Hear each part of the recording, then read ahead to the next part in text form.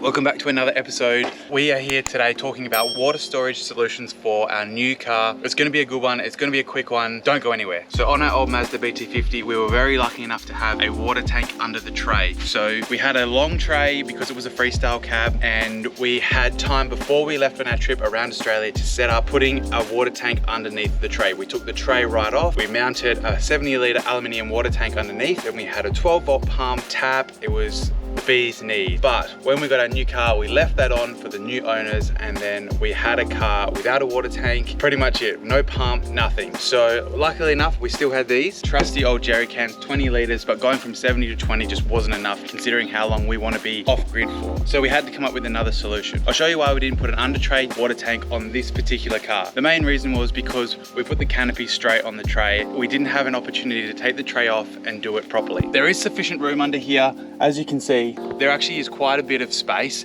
between those beams and the top of the tray because we don't have a trundle drawer in this tray. But like I said, because we didn't have the opportunity to take the tray off, we never really got around to installing a tank. That would be the ideal spot for one because it's over the rear axle, it's hidden away, there's enough room to plumb it in and wire up a pump, but we never got around to it. We've still got a lot of traveling to go, so we needed a solution. So we ummed and ahed for ages about what to do. ARB offer tanks that go on the side, and they're really expensive. We looked at cheaper ones. I did look at buying really like thin profile poly water tanks that would slide underneath here and hopefully fit, and then I was gonna try and figure out how to attach it to the tray, but it was just really difficult because we have our canopy on, we don't have our legs with us, so we didn't really have the opportunity to customize something exactly for what we needed. So we needed a temporary solution. I looked at a lot of things. I looked at also just getting another jerry, putting it on the roof, getting a roof rack, having like 3 or 4 jerrys, and that just wasn't really what we wanted. We wanted something a bit more simple, we wanted something a bit more basic, and something a bit more easy. A couple of our friends suggested that we get what they call a water bladder. Now we'd seen them before and a lot of people have them. They're actually quite versatile these days. They use really thick plastic,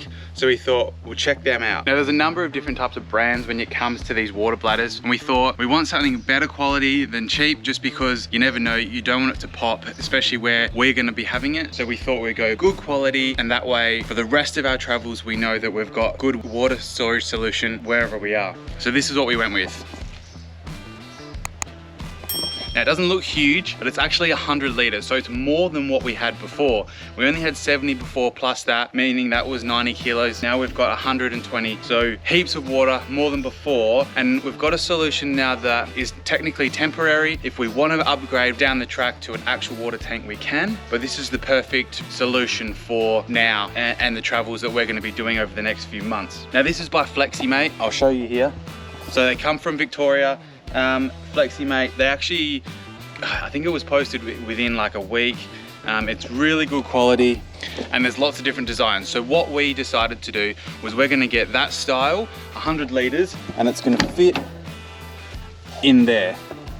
It fits perfectly in the footwell. There's so many designs. There's some that have the middle hump, there's some that sit in the back of like your wagons, there's some that sit upright. There's so many designs, perfect for every type of vehicle and every type of tourer. But this one we loved because it was just so simple. You can get them with pumps. We decided to keep it real basic. We're gonna go gravity fed. So what it comes with is this hose and just a little tap.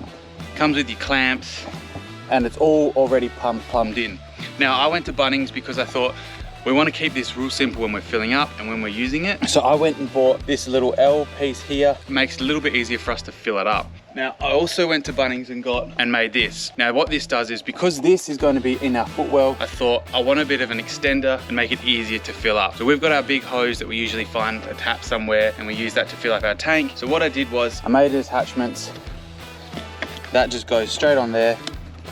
That goes on there when you got 2 hands. And then it comes to this bit and then it's your normal garden tap hose. I also put a tap on here.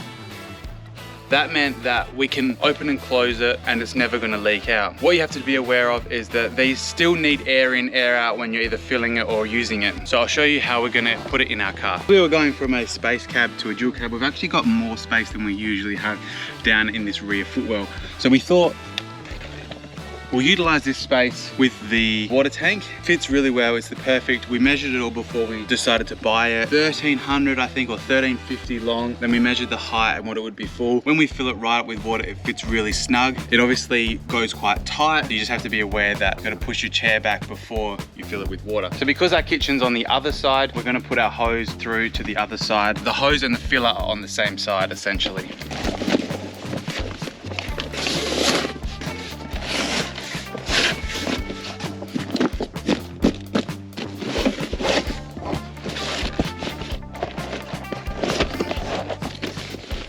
You just have to get it all straightened out and flat. But when you do fill it with water, it does kind of reshape itself, so it's fine. So this is the empty. I'm not gonna fill it up because every time we fill it up and we're not using it for a while, you have to dry it out. Therefore, I'm not gonna fill it up in this case, but I'll show you how it works. So this is our little hose. It's just literally like a little retic tap. And it's just gravity fed. And when we've got our filler on, that's just gonna sit there and sit up like that. And also that will sit up like that. Obviously you gotta be careful you don't stay on these hoses in the door, but everything kind of fits away perfectly like that. It fills up to probably about seat height, which is perfect because then everything on the seat is flat. We're happy with how that kind of sits. And then you just gotta really use these hoses how you would. We pretty much have the garden hose set up. When we're filling it up, it will go straight onto this one. We open that little tap there and it goes straight in. We've tested it with full pressure from a garden hose. All the seals hold. We've taped everything with, what do you call it? The seal tape stuff. Made sure everything's super tight. So that is what we haven't yet been camping with it, but we're confident from the people we've spoken to who have them, they're really handy. 100 litres is probably more than enough that we need because we're never off grid for that long. We'll update you in another video on how it's going, but I'm confident it's going to be good. So thanks for watching. Stay tuned for more four-wheel drive stuff every Friday and subscribe, like, and all that stuff. Thanks. Bye.